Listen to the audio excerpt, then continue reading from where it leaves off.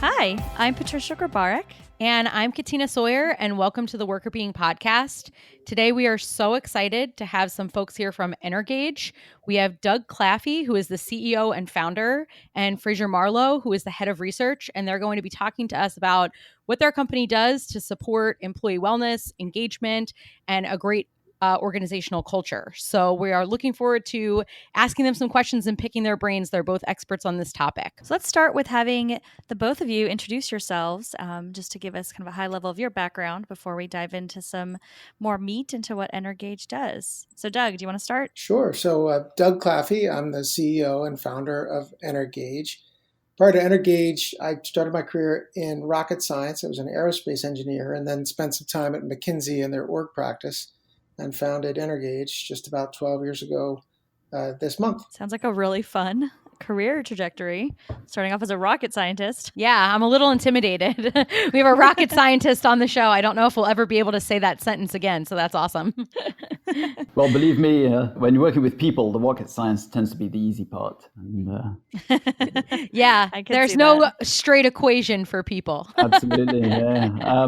True. And so this is Fraser Marlow. I'm the head of research at Energage.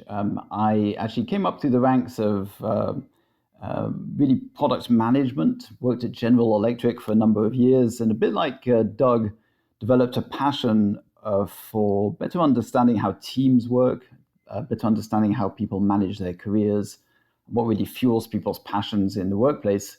And so that led me on a career path towards leadership development.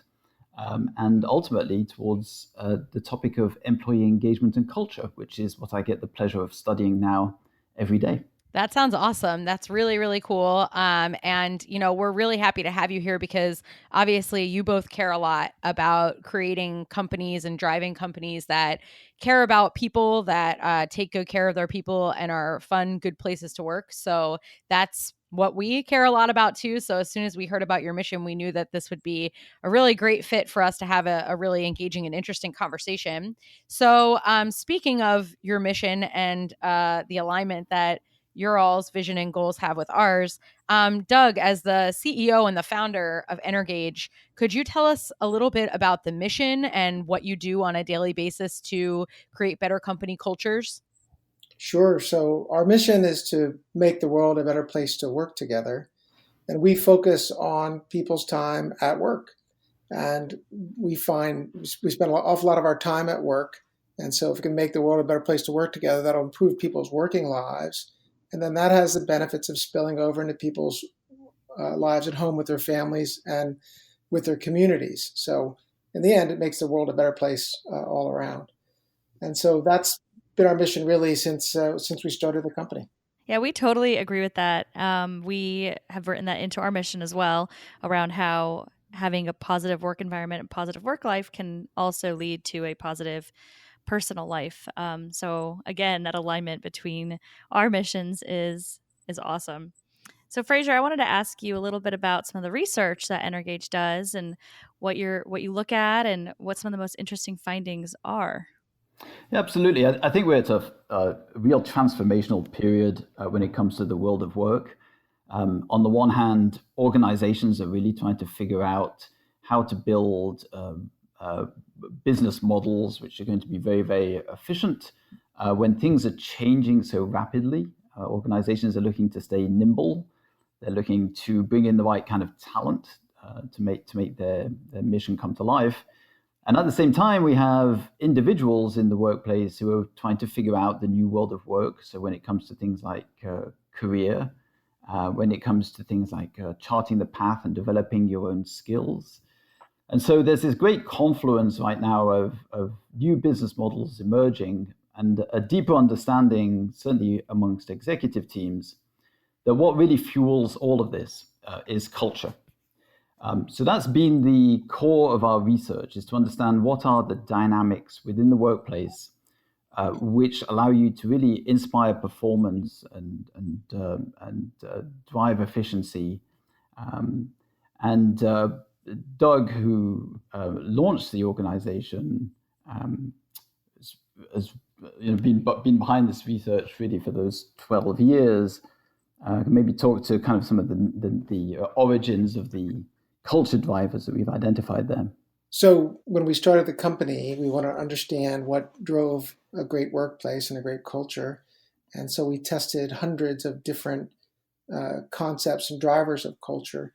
And that was from both research and from business literature and from our experiences at McKinsey. We also looked for those things that would make a difference in company results. And so we were able to, over time, narrow that down to 15 culture drivers.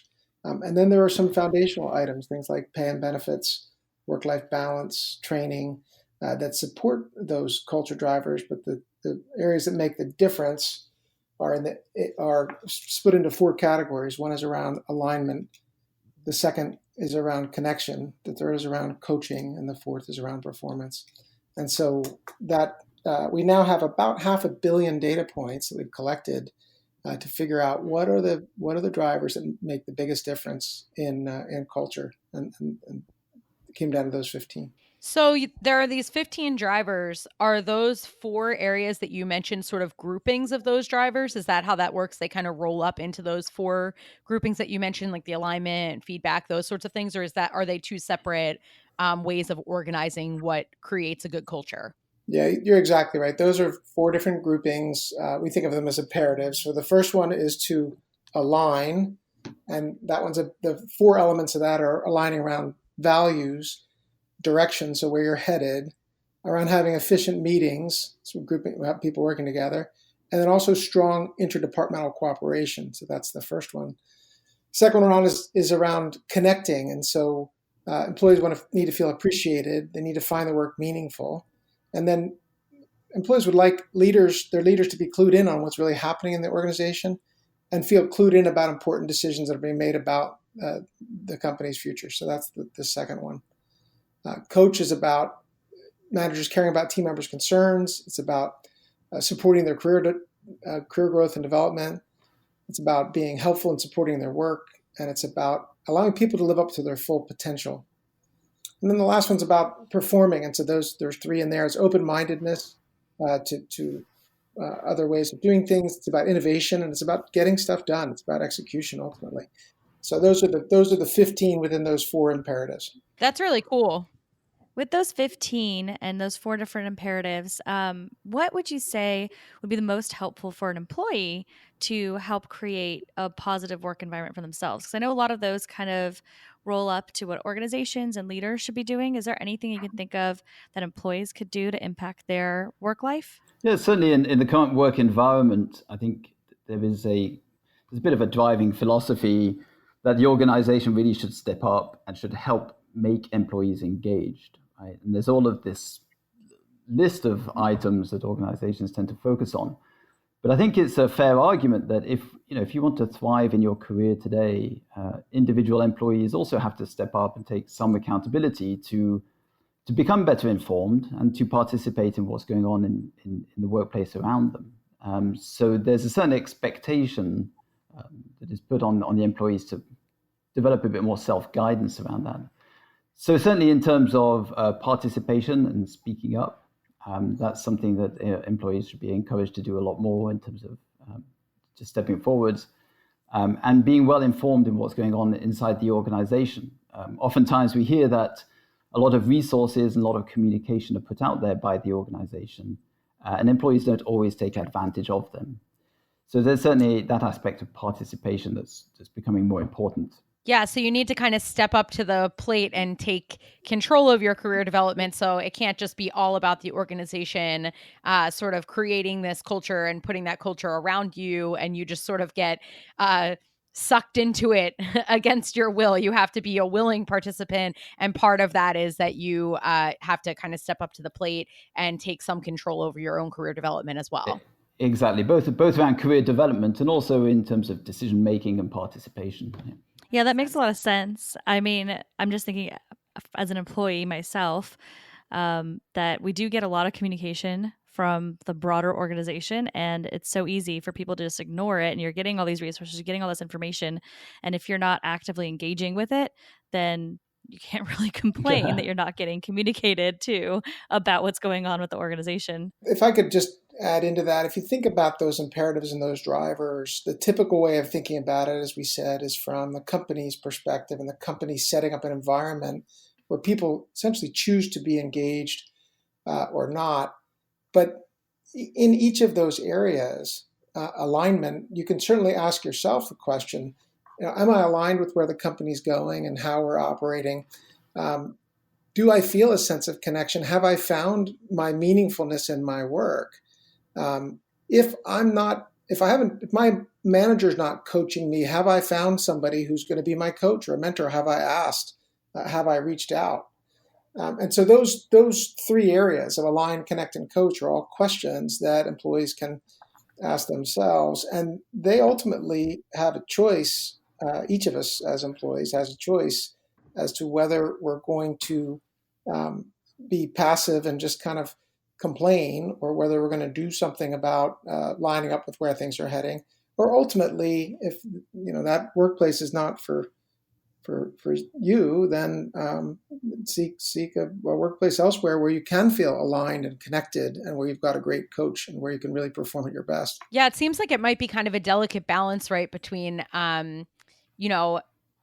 the responsibility that the company has to take for creating an environment where it would be easier for employees to feel engaged and that the culture is good.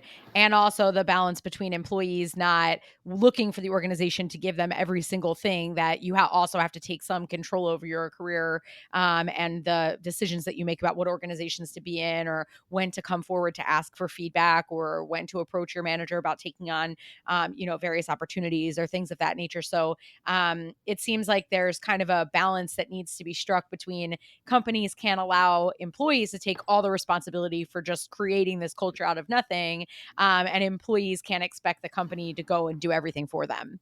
And I think part of that larger picture, when you talk about individual well-being, we really know the impact that workplace stress can have on an individual's health, and a lot of that really does come from aspects of psychological trust. And a sense of control over your own environment and your own destiny.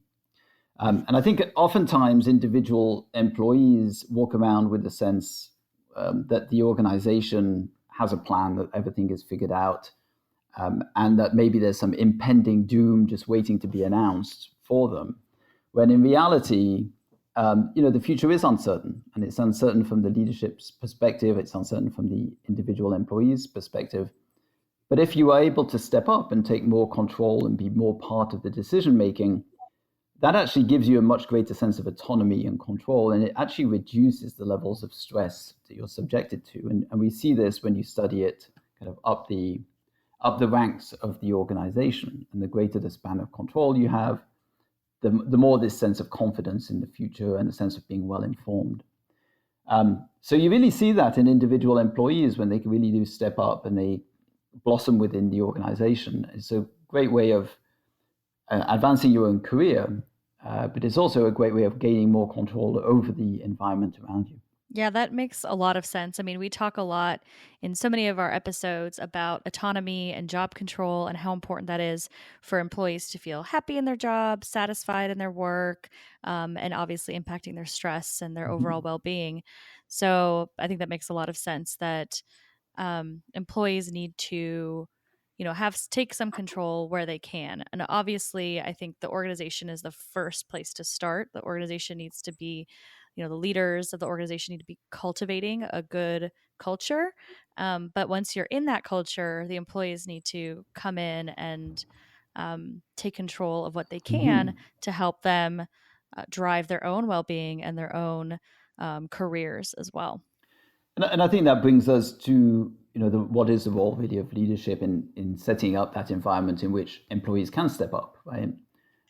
Obviously, if you have a culture in which risk taking is not encouraged, or a culture where people are afraid to speak up, you're not going to make much progress as an organization.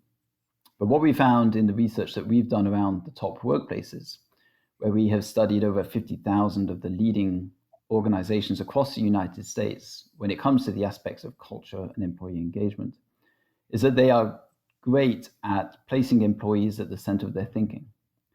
So they really do view employees as being core to delivering on the business strategy. With that as a starting point, what they will do is they will establish connection across the organization. They are going to help employees connect at scale, so connect with each other as a community, but also connect with the mission and the purpose of what the organization is trying to accomplish. And then, as Doug mentioned, then the organization will put in place the right structure to support and coach and develop those individuals. But it really is a give and take. So as I mentioned, you have to set up an environment in which employees are going to be willing to step up, take that accountability, and grow alongside with the organization. And that's really what we see those leading workplace cultures doing today, not only in terms of creating a healthy workplace where people want to come and want to participate, but also in ultimately delivering on the business results that they're trying to achieve. Yeah, I think that's a really good point because, a lot of the folks that are listening may be in leadership roles. And I think it's arguable that, there are more people who can take on leadership responsibilities than maybe have high status positions, let's say, but there's an ability to lead even on a team or even if you have a smaller span of control, a couple people, something like that, you can still think of yourself as a leader. And so part of that stepping up to the plate and taking control of situation, but it just has more influence, more impact coming from leaders is creating that culture and who's responsible for creating the culture where employees can step up to the plate. And I think, in just my experience in working within organizations, you see a lot of leaders that are complaining about they got stuck with this team, their team's no good, the people on their team aren't talented or whatever the case may be. And they don't realize that the common denominator between the fact that no one on their team can seem to get it right is that they're all on this same team and the leader may not be setting them up for success in the way that they should. So I think that's a really good point that, part of this responsibility for culture, yes, an individual contributor employee can take responsibility for how they react to that culture, take advantage of that culture, manage their career within that culture. But leaders are really responsible for taking control of that culture and creating the environment in which that's possible. And Fraser, I really liked your point too about what's in it for the employer's sake, right? Employers care because it helps with their business goals and their business strategy. So maybe, Doug, could you elaborate a little bit on what employers get out of making these cultures? So certainly one of the things they get is better business results. And we found that the top workplaces outperform the average market by about 30% in terms of total investor return. Now, when you unpack the why of why they're getting better returns, it falls into three broad categories. One is around retention. So by creating great cultures and great workplaces, they're retaining their best people, and they're not incurring the cost of replacing and training and upskilling and the lost knowledge. The second category is in recruiting. So the best source of leads tends to be referrals from existing employees. When you create a great culture and you make it known out there, you're going to both attract more referrals from employees as well as to get people coming in because of your culture and a better job applicant pool. And then the third one is around performance itself. So if people are getting up out of bed on Monday morning and excited to go to work and get to work, they're going to get a lot more accomplished Monday morning than somebody who's dreading to go to work. And that spills out into whatever productivity measures you look at, whether it's in a manufacturing plant, what kind of what you're getting on the line. If it's in sales, shows up in sales. If it's in customer success, it shows up in customer satisfaction. So those three areas broadly, retention, recruiting, and performance. And then within performance, it just depends on which way you're trying to perform. Yeah, that's really important, I think, because a lot of times people see investment in people or in culture as sort of separate from the business. And, people are the business. There is no business unless you have some, crazy business of the future where everything is, run electronically or something like that. But for the most part, businesses basically are just groups of people getting things done. And so I think it's really important. And your mission is certainly surrounding this idea that the business is people, and you can't do too much if you don't have a culture in which people are miserable. You know, if you have a culture where people are miserable or people don't want to work to their fullest potential. Mm-hmm. Yeah, and beyond, Doug was very much talking in the commercial space, but beyond that, in all types of organizations, we're seeing a much deeper understanding now of how people passion really fuels the positive outcomes that the organization is trying to pursue. So if you look in the healthcare space, for example, where you have a focus on the internal culture, you're seeing much better patient outcomes. You're seeing lower readmission rates. And so as we take that apart, we're really starting to understand, back to those 15 drivers, what really matters to employees in that context in order to bring the best of themselves to work and deliver those better business results. And some of the case studies I really love are the ones in education, where you see complete turnarounds of school systems, colleges, because they started to put their employees first. And that's what some school districts have done in terms of going from some rather underperforming academic achievements amongst the students to being some of the most highly regarded school districts in their area. So it's really very very rewarding for us to be doing work across all of these different industries and all of these different segments, and seeing really the same fundamental human drivers, which ultimately give you the results that you're looking for as an organization. Yeah, that's really awesome, because I think this concept has such far-reaching effects. This idea that if you create an environment where people feel good about what they're doing, they can see the purpose of what they're doing, they feel supported, and they're getting feedback, and they feel connected to what they're doing on a daily basis, that Mm-hmm. it can make a difference regardless of who the client in quotation marks is, whether it's a student or whether it's somebody that you're serving as a nonprofit organization, or whether it's a more traditional type setup, that this makes a difference. I know teachers that I personally know that have to use personal funds to buy school supplies for their classes, and you think about the issue there is not motivational, right? Like the person is not caring about their job. That's not where the outcomes are coming from. It's that there are other structural things in the environment that are keeping them from being able to hit their goals. So really being able to tap into what is it that can take this to the next level, so that companies are investing in their employees in ways that they don't feel like they're putting their heart and soul into it, but the employer just doesn't care, right? And I think that that's really important. Yeah, those case studies are so powerful in terms of education and healthcare. I think that they could connect to anybody, because everyone's been a student or have kids potentially that are students, and everyone has to go to a doctor and go through healthcare at some point in their lives, or family members, of course, do too. So seeing those kinds of results on the end, I would hope, would motivate a lot of employers and other people, if they see those cases, to make changes, to make improvements in their organizations. No, for sure. And if you want another motivating factor that senior leaders are looking at today, if you dial back about 12 months from now, it really was the start of the Me Too movement.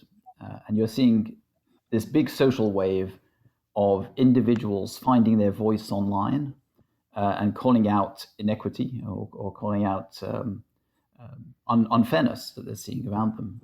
And so recently we've had walkouts at Google, we've had Facebook in the news for all of the wrong reasons. And daily we're now seeing headlines of organizations where employees from the inside are calling out what they perceive as bad behavior or flaws in the culture. So there's really a heightened sense of how important and how deeply culture will run, both from the C-suite, so executive teams wanting to run the business day to day, and increasingly from boards of directors and investors who understand that culture really is this invisible force which can make or break organizations, both small organizations and some very, very large ones, falling foul to deep cultural rifts that exist inside the organization and were left unaddressed, or potentially were even caused some of the bad behaviors at the top. Yeah, that must be really interesting because, the company was sort of really forward thinking in the time that it was founded.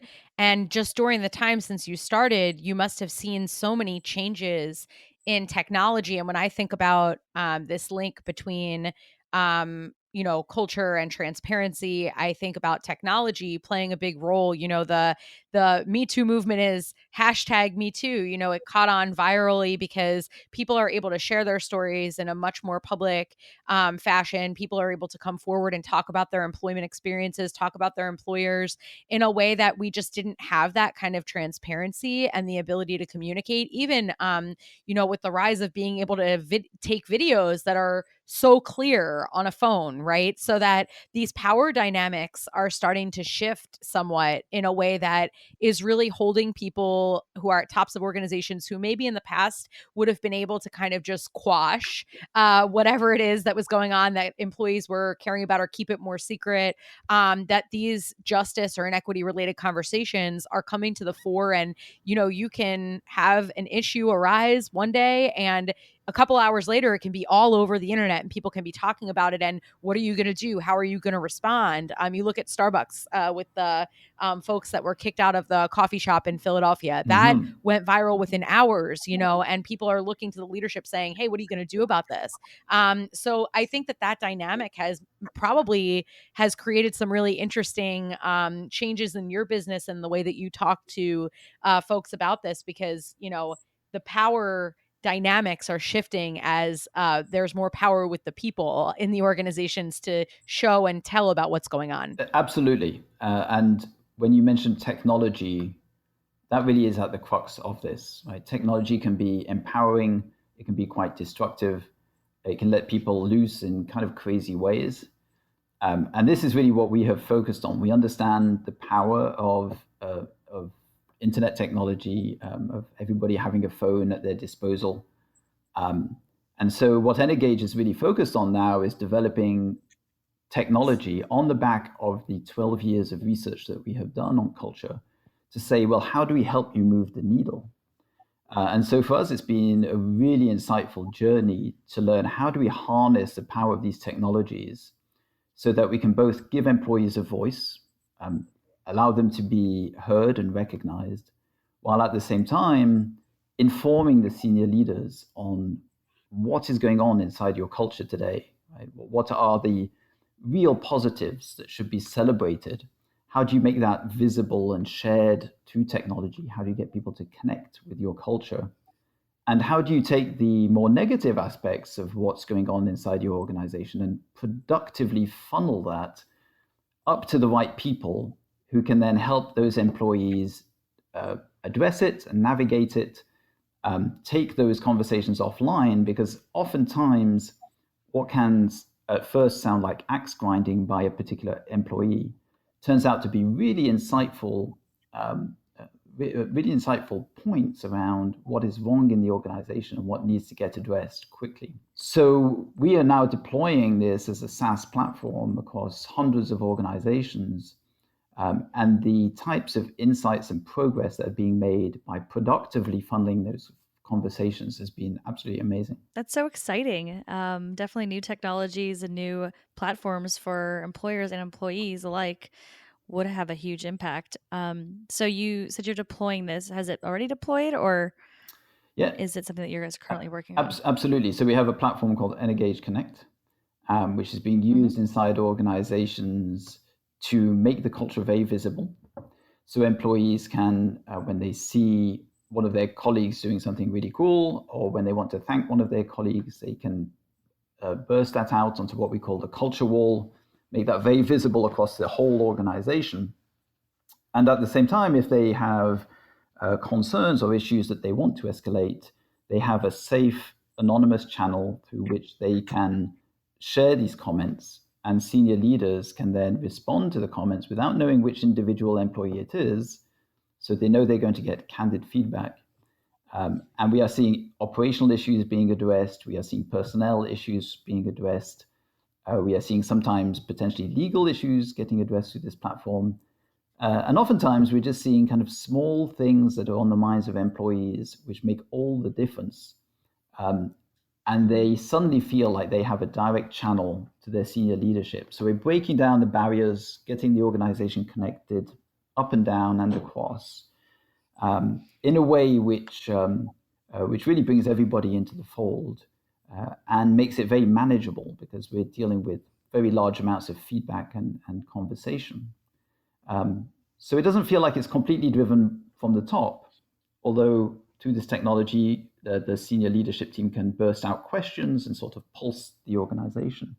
But it really drives a two-way dialogue, and it feels a lot more like a level playing field in terms of participation. I love that. Honestly, you see so many like recognition platforms where you can do the positive, but you don't see that that ability to critique and do so anonymously or bring up concerns. And I think that's huge. That's so important, because as we were talking about earlier, with the employees taking accountability and stepping up, I mean, this gives them a great platform to do that when there's areas of concern without feeling concerned about repercussions, but it also allows the employee to know that they're heard and that they're cared about. Mm-hmm. That leadership understands that sometimes it's scary to come forward with a concern or with something that might be wrong with the culture or with their management team or whatever, but they still care enough to allow you to talk about it anonymously. So I think that's huge. That's really cool.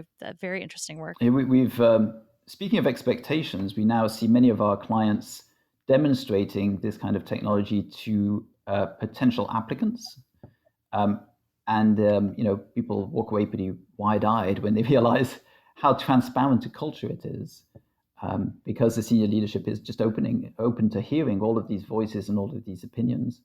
Not to say that they will act on every single suggestion or every single grudge that may be coming from their workforce. But just knowing that you can access the upper echelons of the organization, or for that matter, that you can have issues addressed interdepartmentally. Performance itself, as Doug was talking earlier, the idea that you want to be part of a team that performs well is a massive driver of engagement. Red tape has well been proven to be one of the things that really, really frustrates people when you're just trying to get the job done. And so having that channel available to you is a game changer. Yeah, it kind of really cuts down on hierarchy structures and makes the organization feel more flat. Mm-hmm. I don't know if you've ever seen that show, Undercover Boss, where, but everybody always thinks it's such a heartwarming show. And I think it's so depressing because it's just basically a show that says the CEO has no idea what's going on with anybody that works in lower levels of the organization until one day they are like forced to put a costume on and go down there and talk to people. And, I just think it's a depressing state of affairs that there are so many people in charge of companies that just have no idea what the day-to-day lives are like for their employees. And I think that this tool that you're describing helps people to break down those hierarchical boundaries that keep people from having dialogues, and at least allows people to feel like they can flag things up. And there's a possibility that, if there are enough people that are flagging up the same issue, that it'll get addressed. So I was also wondering, Doug, if you could talk a little bit about, as the CEO and founder of Energage, what are you doing? We're entrepreneurs. We always love to talk to entrepreneurs. And what are you doing to create a strong culture within your own company? So it's always interesting to hear about what kind of a culture you're supporting and what sorts of things you're doing within Energage to kind of reflect some of the principles that you're putting out there for other organizations as well. Sure. So we do try to use our own tools, and the expression we use internally is eat our own ice cream as opposed to eat our own dog food, which is not as pleasant of a concept. And we do start with alignment around our purpose. So we have our purpose of making the world a better place to work together on the wall of every conference room. And we make sure that we bring it up in the context of decisions that we're making or stories that we're telling our team about sales wins or customer success wins. And so that we have a weekly all hands meeting where we get the whole company together, both in our cafe and over the video chat. And so we share those stories to really connect everybody with where we make a difference in the world. And so that's around alignment. We've got 3 values in our company: helpfulness, open-mindedness, and teamwork. And if you take those 3 values and kind of take the first letter, they come out as hot. And so we have hot nominations. We celebrate being hot. And being, if somebody says you're hot at our company, that's not an HR violation. That's actually a compliment. And so that's another element of that element of alignment.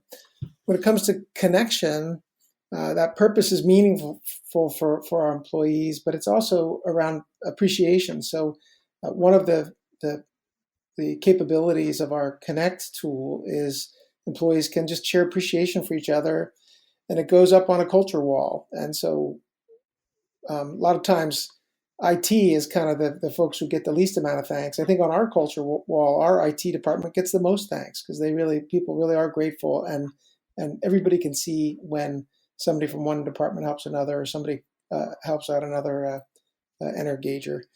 And so those are just a couple of the ways we really seek to create our own culture.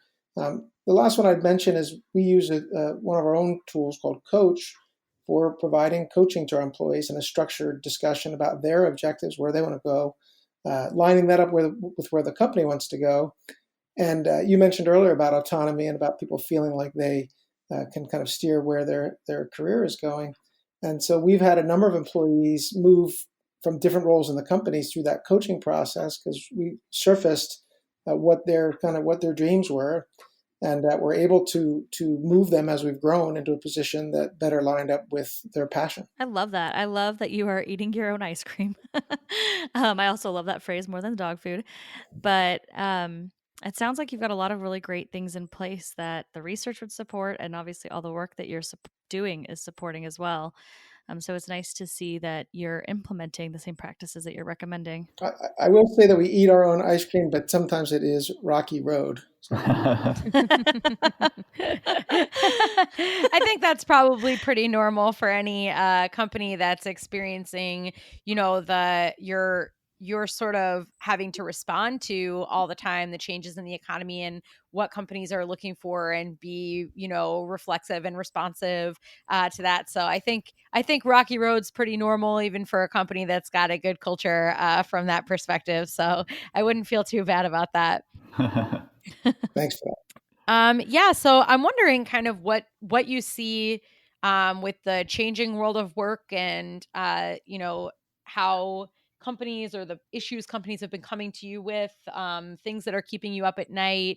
Doug, what do you see as the future of Energage being, or what are some things that you think issues or pressing issues on the horizon that folks will have to grapple with from a culture perspective? So the workforce moving to being spread out all over the place, working from home, brings real challenges to creating a great culture.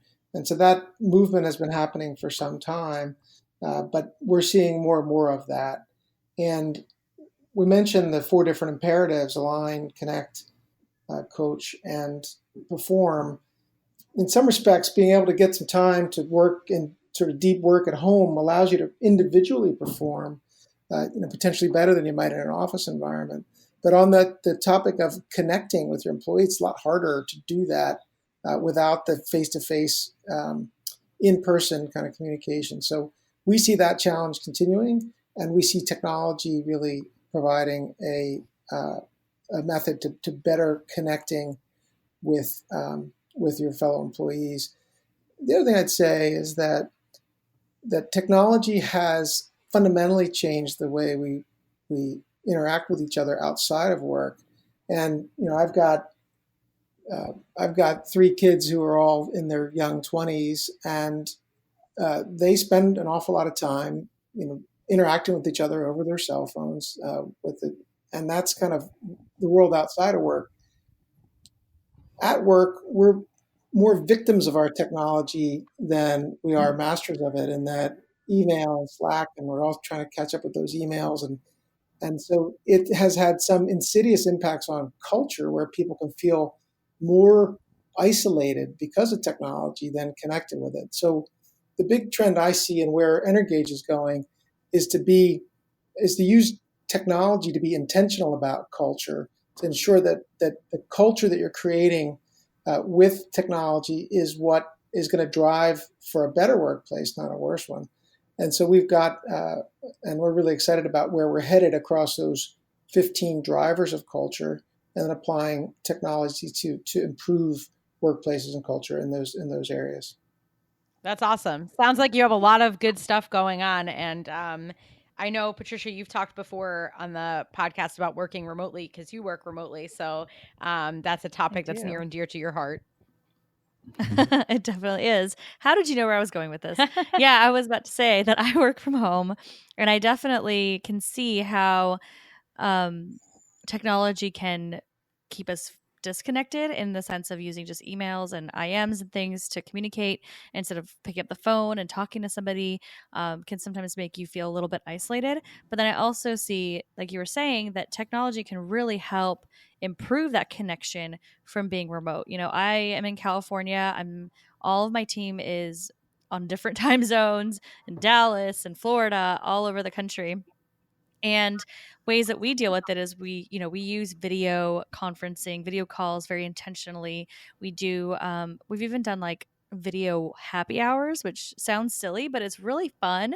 You know, everyone has their own beverage of choice in the afternoon, and we all get on and we can just chat about things that are not work related. So we really get to know each other and kind of continue to build a team culture through technology that wasn't available, 10, 15 years ago to really facilitate that connection. So I think that there's exactly what you're saying. I think there's a lot of challenges with being remote, but I think that there are a lot of ways to leverage technology to make it intentional and helpful and continue to drive a positive culture even when you're not physically located in the same place. So is there anything else that you want to bring up before we get to our final fun question? Anything about your work or anything that you think you haven't mentioned so far about Energage that you would want our listeners to know?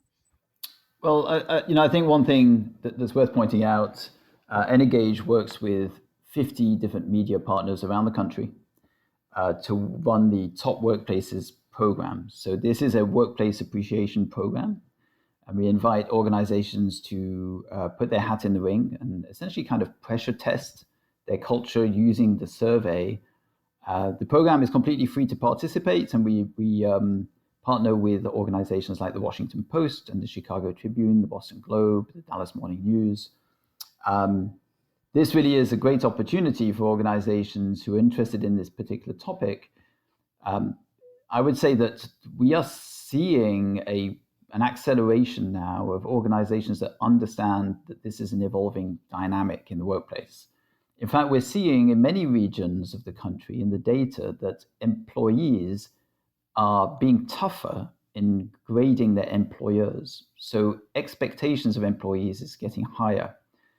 Part of the pressure there is, we have very low unemployment rates, and there are employers who are differentiating themselves as a place to work by creating much more positive cultures. And I'm not talking about perks here, I'm talking about just great work environments which bring out the best in people. Organizations that are being left behind in this transition are having to pay a pretty high premium to hold on to people. And that's only going to get worse. As the unemployment rate's going down, we're seeing workplace participation numbers dipping. So if some of your listeners are interested in this, I would say go to topworkplaces.com, take a look there at the program, and we'd encourage you to join us as part of this. 50,000 organizations to date have taken part in this program and really benefited from gaining an insight into what's going on currently within their organizations. Yeah, that's a great call out. Definitely think that a lot of organizations should be taking advantage of this. I know that previous employees of mine have. So I personally have taken the survey, and I think that it's a really great opportunity for organizations to understand where they fall in a lot of these areas. So yeah, I think that's a good call That's out. great. So let's end with our fun question. So what we had written out, so hopefully you're prepared, was, what is the one perk or benefit that you need to have on the job to feel like it's a good place to work for you? Like your top thing that you need to have. Fraser, you want to start? No, I want Doug to go first. Doug, what's yours? So I'm going to give you two answers. The most important thing to me about actually to feel like it's a top place to work is about having a purpose that I can really get behind and get excited about. And ours is certainly that. The most important perk for me is really good, high quality coffee. That's as good as a perk can get. Yeah. Yeah, that's a good one. I mean, we enjoy some of the kind of perky trappings at Engage. We do have a ping pong table for sure, and we do use it quite a bit. We do have the beer fridge. We have lots of snacks and free food, but that's not really what brings us back day after day. I think this might be a cliche, but it's a cliche because it's true. For me, what really counts is the people that you work with day in and day out. And we just have a really fantastic team at Engage, just folks that you'd love to hang out with and spar with and exchange ideas with. And when you're on this kind of a journey of building an organization, having a leader like Doug, having a senior leadership team as we do at Engage, which is just very passionate, and having a whole team who are really, really tied to the mission, that just makes it a joy to come to work every day and be part of that team and go out there to win. That's awesome. Well, those are really good takeaways. And yeah, definitely people are important, but if you can have people, really great people, plus really good coffee, plus a beer fridge and a game of ping pong, it sounds like you're doing it right. That's a winning formula, yeah. Yeah, winning formula. So thank you so much, both of you, for being here. We really have learned a ton. We know our listeners have learned a ton as well. Thank you so much. And for those of you who have not yet done so, check out Engage. Great company doing awesome stuff in the culture space and making workplaces better places to be. So thank you so much for being here. Thank you. So much, guys. Thank you. Thanks, everybody.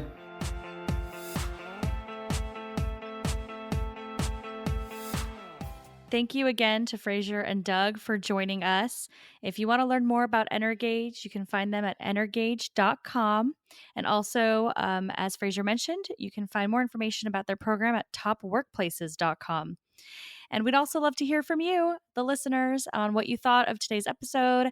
And if you have any feedback or any interesting stories about your workplace, we'd always love to hear from you. You can reach out to us on our website, workerbeing.com. You can email us at workerbeing@gmail.com and find us on social media at workerbeing. Thanks for listening. The Worker Being podcast is hosted by us, Patricia Grabarek and Katina Sawyer, and produced by Allie Johnson.